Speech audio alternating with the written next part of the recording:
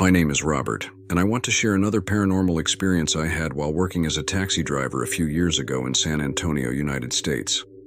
It happened on a Tuesday, a date I remember clearly because it was usually my day off. However, since I had been sick a few days earlier, I decided to work that day to avoid losing more shifts. I was driving on Route 10 when the clock struck 9 p.m. I still had a couple of hours left to finish my shift. That night, my life took a complete turn at a traffic light. Suddenly, a woman around 50 years old, dressed completely in white, got into the taxi without warning. Her sudden appearance surprised me so much that I was scared. It seemed like she had emerged out of nowhere, and without saying a word, she was already sitting in the back seat of my taxi. Although I was a bit annoyed by her behavior, I understood that encountering all kinds of people was part of my job. I greeted her and asked where she was heading. Without uttering a single word, she handed me an old, crumpled piece of paper with the address I needed to take her to. With a palpable sense of discomfort in the air, I drove the taxi to the address indicated on the paper that the mysterious woman had given me. During the journey, I tried to engage in conversation to break the tense silence, but the woman remained completely silent. As I drove, I noticed in the rearview mirror that the woman was staring at me intently. Her penetrating gaze made me feel uncomfortable, as if she couldn't take her eyes off me. I asked her if she was okay, but her face showed a strange expression, with red eyes as if she had been crying for days. She only mentioned the hurry to get home, where her husband and daughter were waiting for her. I decided to accelerate to get there faster, aware of her urgency and that something was not right. After about 20 minutes, when I arrived at the address indicated by the GPS, I thought I was lost. I found myself in a wasteland where there was absolutely nothing and no one in sight. The scene was desolate, with only debris visible in the distance. I stopped and checked the address again on the GPS to make sure I hadn't made a mistake. However, I confirmed that it was the same location provided by the woman. So I asked him if the address was correct, because I didn't see anything there. After a few seconds, she responded, "Yes, this is it. Thank you." The woman's response only added to my confusion. How could this place be his destiny? Despite my skepticism, I decided to trust her word and left her in the middle of the desolate street. As she walked away, I felt a strange mix of relief and fear, as if I were leaving something unknown and dangerous behind. When I turned the car to return, I lost sight of her and was perplexed. I couldn't understand how I had ended up there. The idea of leaving a woman alone in a vacant lot disturbed me deeply. A feeling of guilt took over me. So I decided to stop the car, get out, and start honking and yelling if I needed help. I grabbed my phone and used it to illuminate the wasteland, searching for any sign of her. I spent some time exploring, looking for clues, but I never saw her again. As I drove home, confusion and fear took over me.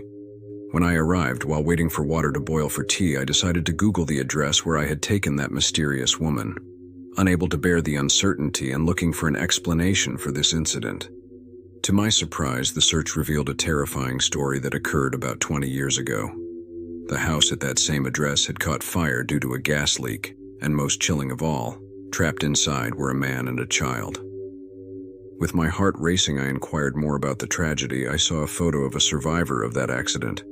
A woman, the same one I had transported in my taxi that night. A chill ran down my spine as I realized that I had left the wife and mother of these victims in a place marked by suffering and loss. However, upon further investigation, I discovered that the woman was not in the house. She was working when the tragedy occurred, and upon receiving the call with the terrible news, she took her own life that same day. The revelation that the woman had taken her own life upon hearing of the tragedy added a new level of distress, and, to be honest, I was in shock. Everything began to click in my mind. That unfortunate woman desperately wanted to be reunited with her family. However, the idea of having had contact with someone who is no longer with us was difficult for me to believe. I understood that there are connections that transcend death and that there are souls that seek peace in the midst of suffering. But to be honest, to this day this story bothers me and will continue to bother me forever. If you liked the story, please click like, just to see if you enjoyed it, or maybe to let me know if you've had similar experiences. Greetings, horror stories. I am one of those affected by these paranormal events. I never imagined reliving this story until I heard a colleague share it on your channel, so I decided to share it too. My name is Richard, and I have been a taxi driver in New York for over 20 years. What happened to me happened a few years after I started working, but I remember it as if it were yesterday. It's really chilling. During my night shift, I used to make stops near the airport since there was a lot of traffic in that area, but that night everything changed. I remember dropping off some passengers at the airport and then picking up a passenger who had just arrived in town. He was accompanied by an extremely pale woman whose skin tone shocked me deeply. They seemed to be in town on business. He was wearing an elegant black suit and carrying a briefcase. She got into the car first, while he put his suitcase in the back of the vehicle. He was talking on the phone when he got into the car, barely telling me where I should go without hanging up. He explained that he needed to get to a business meeting before 9 p.m. Looking at my watch, I assured him, "Don't worry, you and your wife will be there on time, we're close." He then replied, "My wife, I'm alone." He also added that he had never been married and continued talking on the phone without paying much attention to my comment. I was perplexed. I glanced in the rearview mirror, but there was no one else but him. The woman who had gotten into the car with him had disappeared. Of course, I didn't mention anything about her. I hurriedly drove to the hotel as fast as I could, unable to comprehend what I had just experienced and engulfed in confusion. Once there, he grabbed his suitcase, thanked me, and left.